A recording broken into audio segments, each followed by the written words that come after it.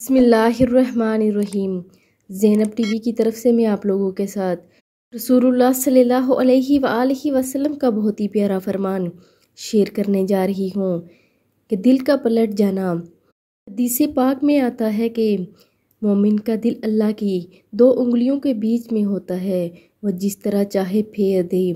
यानी जब मोमिन नेकी करता है तो इसका दिल आखिरत की तरफ फेर दिया जाता है, और जब गुनाह करता है तो इसके दिल में आखिरत से दूरी पैदा कर दी जाती है।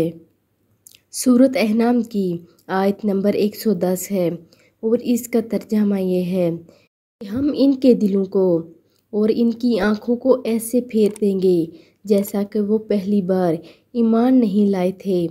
राजी रहमाउल्लाह अलैह इस आयत को तफसीर में लिखते हैं, आदमी का दिल बदी और नेकी के बीच में होता है।